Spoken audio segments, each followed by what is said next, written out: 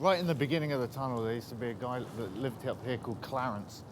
And he was one of the first guys that I met coming in the tunnel just because his house is right near the entrance. Clarence had like probably 4 or 5 nests of rats in his little area here, and each one was at war with each other. I remember the first time I sat in his house, he said to me, "Man, you have to keep moving or the rats will think you're part of the furniture." But Clarence was also like the butt of a lot of jokes amongst other tunnel residents because he never had electricity, and he never had a roof, and he never had a door, and he never had anything. And he could have, because he was friends with people that could build and could tap into power, but he just never bothered doing anything. So where you put your pots and shit at? Where you see them at? My bad. I mean, I understand the situation, but check it out, my brother. Shit ain't that motherfucking rough, man. It can get better. Right now, it's actually quite bright. Normally, it's very, very dark here, especially on a cloudy day. And I remember the first time I filmed, I turned the lights on, and it was literally like the first time he'd seen his house. And the next time I came back, he had put talcum powder over everything to try and make it look a little bit cleaner. He had literally splashed it around. But there was a sign up on the wall here that says "Beware," and it was used to be pretty stark and bright, and that was sort of like the first thing you would see when you came in. But literally, let me tell you, man, this whole area was covered in rats. He was a good guy. He actually passed away now. Right as he knew he was getting out the tunnel and he was going to get into an apartment is when he really realized that his health went downhill, and he passed away. Right now we're in like what we would consider the south end of the tunnel, and if you can see, there's along here, this is all used to be tracks that ran down, and you could just see the wood, make out the wood. These are the tracks that I ran a dolly on, which we built, or Henry built, one of the guys in the film. And that was actually the very first thing that I filmed, was a dolly shot. And I just filmed the tracks itself, like just rolling along the tracks, staring at the tracks. And I remember we all like were there, and there was a big full crew that night actually, because there were guys that were pushing the dolly, and then there were guys running electricity, there was other guys like watching out for the train, and other guys on the camera. I mean, it felt like we were a big movie crew, and we were all homeless, and we were all like living down in this tunnel. And I remember I said action, because I thought that's what you're supposed to say, and then we started filming. And that was the first day.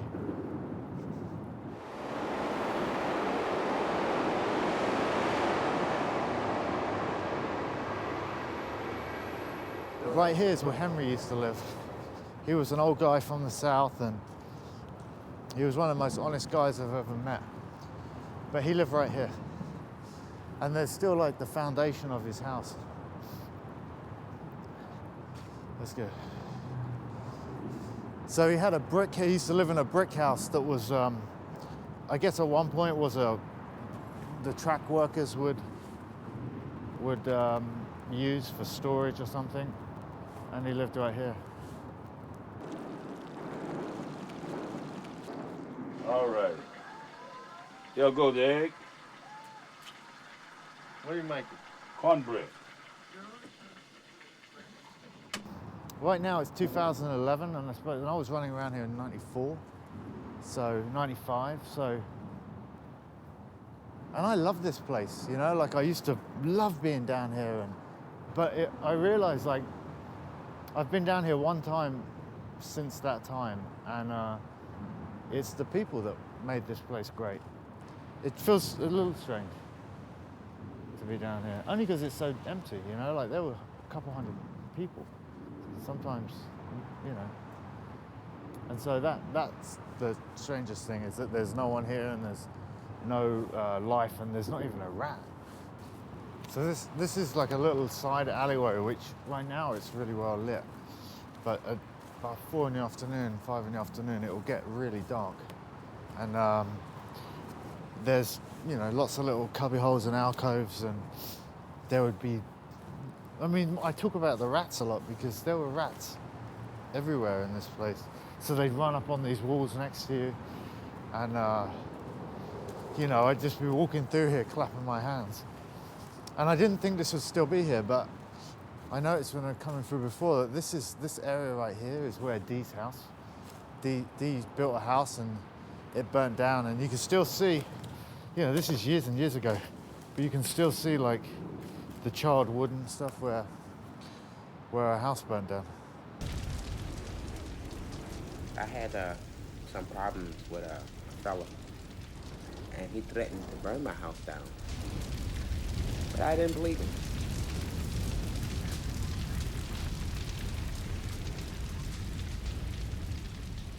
I was fast asleep, and there was a bang on the door, and there was a bunch of the guys living close to me, and they were like, "There's a fire! There's a fire!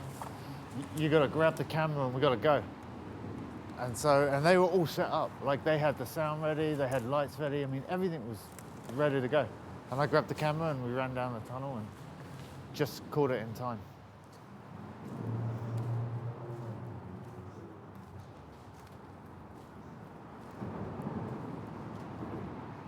So right here is where Julio used to live, and he had a big wooden house, and this is actually where he used to have a bunch of pots and pans that he would put up on the wall, and he'd tie a piece of string to a chair, so when you came by you'd trip the string, it would knock all the pots and pans off, and he would know that somebody's here.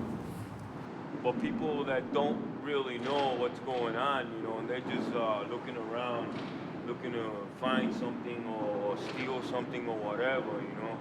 When you walk by it, you know, you trip the trap, make all that noise. And he actually had a really nice house. It was pretty overrun with rats, but the house itself was quite sturdy and strong.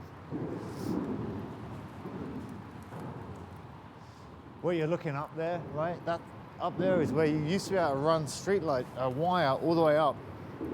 Well, you go up the top and you drop the wire down and you tap into a street light. None of this is stuff that I did. This is all stuff that the guys in the tunnel had done a long time before I ever got here. But there were two types of power that you could get if you wanted electricity. So you would go out and you'd find the wire, and then guys that were unafraid would tap into a street light and they would run the wire down through the grating.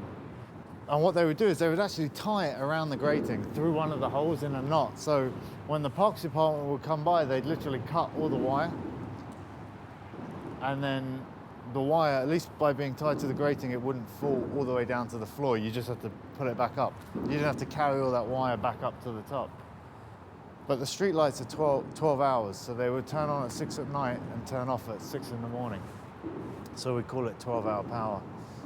And for a while there, they cut all of the power off.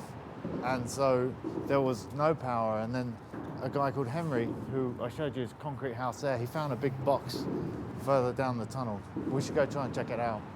And he tapped into there, and that was 24 hours a day, that power ran. Turn the TV on, leave TV on all night. I got worried about paying the card in, you know? That's fucked up, but that's one of the reasons how I got so comfortable and shit, you know? None of this fencing used to be here. I mean, after the eviction happened, or when Amtrak came in and said, you know, enough's enough, they basically put in this fence, which runs all the way down, pretty far, and the tracks are on the other side. But the fence is going to end at some point up here, and then will be live tracks. And where we're going now is going to get a little darker for a bit, but in the daytime you have light from the gratings.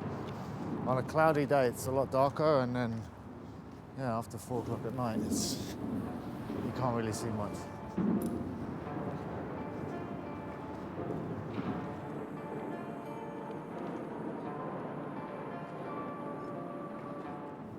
We're at an area that Greg used to live in. Let's keep walking down and then we'll cut in. And if you look up there, if we're gonna see people, it's gonna be around here. You see that little rabbit hole up there? That was the one that people were using. And the one on the right, you can see where it's been fenced in. And then they've already dug out another hole. It's pretty cool, right?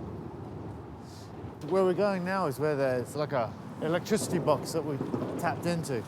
So it's quite far to run that wire, you know, that's like 30 blocks, 20 blocks of two-way wire that you have to tap into.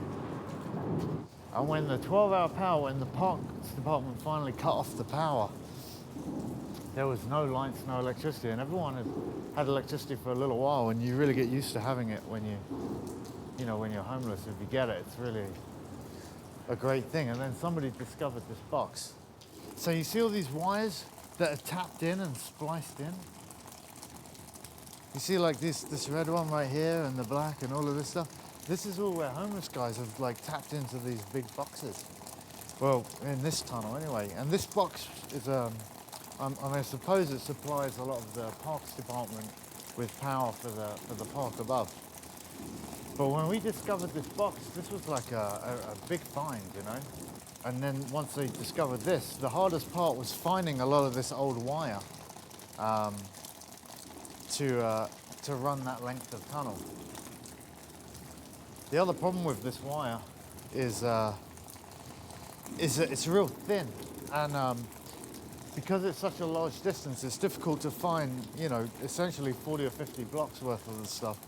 And so a lot of people would tap into the one line, which meant that the electricity just wasn't very strong. But at least you had a light, you know, until everybody figured out the 12-hour power again. But I never touched this stuff. You know, Henry was completely unafraid of this, and he would take a big butcher's knife and just splice right into these big wires. It used to scare the shit out of me. I wouldn't go near it. Whoa. Well, see you do that, you know.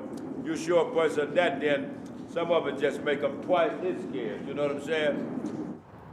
This is where Tommy and Brian used to live, and they were on top of a roof of another couple called Joe and Kathy, and another guy called Ozzy, and Greg in the end lived over here. But you would come up these steps, and I would normally actually go around the other way. But this whole thing was brick houses, you know? Like a huge column of brick houses. My father was a dope fiend, an alcoholic. My mother, she didn't give a fuck. She let my father beat on her, beat on me and my sisters. She wouldn't say anything. She wouldn't do anything. You know?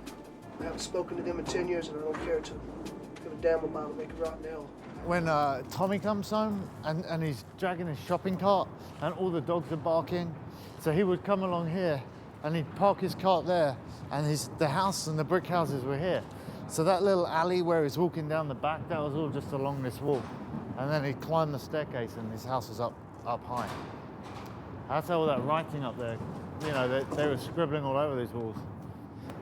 The brick houses were already here. You know, when they were building this tunnel and laying this track, it's a huge job. It takes a long time, I guess, to put the tracks down. And so the workers always needed a place that was sheltered in the winter, and they could cook, you know, like eat lunch and, you know, workman shacks. So they built a bunch of houses, like brick. They were houses to everyone in the tunnel, but they were work shacks, I suppose, for the guys working on the tracks. And so when they finished the work, they never took down the brick houses. And a brick house is a perfect place for a guy that's homeless to live, because he doesn't have to build a house, and it's stable and a lot more resistant to fire. But living here, you're right next to this track. And so when that train comes rolling by, you know, if you did live in a wood house, your whole house would just, you know, you could tell when the train was coming. You'd get very attuned to hearing it, but also things would start vibrating in the house.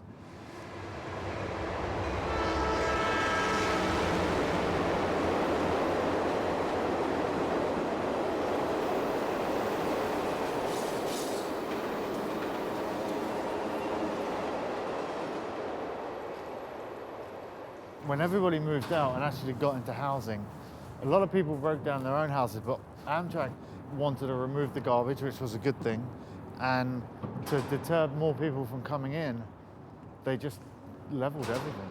So all of these structures that were here, any structures, any garbage, I mean, graffiti, everything is pretty much clean.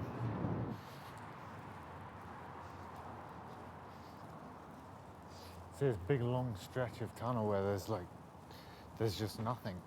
And back in the day as well, there was no one back here then either. This was like the stretch between a community back where we were and a community where we're going. And it's nice. I used to like walking this just because it's much quieter. And at night it's you can't see yourself, but it was nice and peaceful. Like if I think back to all the time on the tunnels, I mean the people were awesome, and I learned more than I can ever say now from them. But just as a place, I mean, without the people, this place really isn't the same, but it was actually really peaceful down here.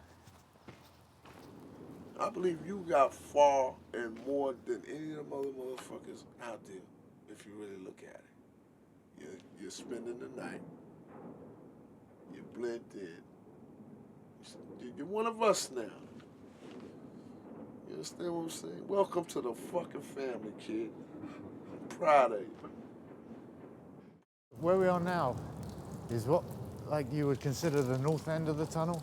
This isn't at all where I shot, but I would come up here quite a lot to hang out with the guys that lived up here because they were pretty cool and articulate and stuff. And also there was some really amazing graffiti from this point on, and it's almost like a gallery. As the light shafts come down, great graffiti artists would paint murals on the walls, and they would be lit like a gallery. So a little further on, we'll see that where there's these big shafts. If we go in here, you'll see on the ground concrete where there used to be concrete housing all the way down, and it's completely clean now, right? Isn't that amazing? But all this was filled with houses and people. And there's a mural on the wall here by Freedom and Smith. It's all deteriorated, but it was the 3rd of May. It's a real famous graffiti piece based on Goya's painting. But it's totally deteriorated now. These guys did a lot of amazing work, and Margaret actually has taken a lot of photographs of it, and you can really see it well. If we keep going out this side, there's an area up here which had a huge mural by the same guys, and it was a series of different sort of Americana stuff. A big Coca-Cola, a big American flag, 2 portraits of 2 of the guys that used to live in this area. There was a big sign that said, "There's no way like the American way." And then, but they've painted over it. I guess a lot of people were coming down in the tunnel just to see it because it's quite famous. They had a guy that said, "Drop the gun, Mo," which is, I used it in the film actually. You can just see the remnants of the American flag there. And it said something like, "In 1995, the forgotten men of the tunnel received city housing. They've just begun to move." And but it was a huge, big mural. It was beautiful. Actually, being in the tunnel was pretty amazing. I had some great teachers that were homeless, and we were working on a project that we all believed in, and it had an end goal, which was to get people out. People residing in the tunnel are experiencing a lot of health difficulties. There are respiratory conditions from living in cool, dank conditions.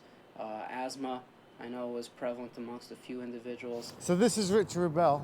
We've known each other for probably 16 years. 16 years. And we met years ago when I was down in the tunnel, and Rich was, and still is, at Amtrak. And I always felt that in the film, Rich never really got a fair shake, because the section of the film that Rich was put in, it was so much more and so much bigger, and it took a long time to move everybody out the tunnel, probably about 10 months. From start to finish. It looks like it happened very quickly, but there was a lot of red tape, and Rich was really instrumental in doing that. And so I don't know. Tell me your memories of back then. I didn't think I got a bad shake. I thought that I got a small role in the movie. Exactly. In a much bigger picture. But no, it was a lot of time spent back here after you had really done the hard work of bringing us in and introducing us and gaining the trust. And you know, that's what outreach is all about. And then I was able to come in here and with my Amtrak outreach van and physically move Bernard into his apartment and a few other people into their places. And I was just very impressed that they literally went from this dire living conditions into apartments. And apparently the transition was seamless. So it was pretty cool. Awesome, man. I love my apartment, Jack. I love my apartment. I got a lot of satisfaction that people are living in decent housing and that they're not coming down here. You know, it's good for the railroad, it's good for the people, it's good for New York. I don't want to be homeless no more.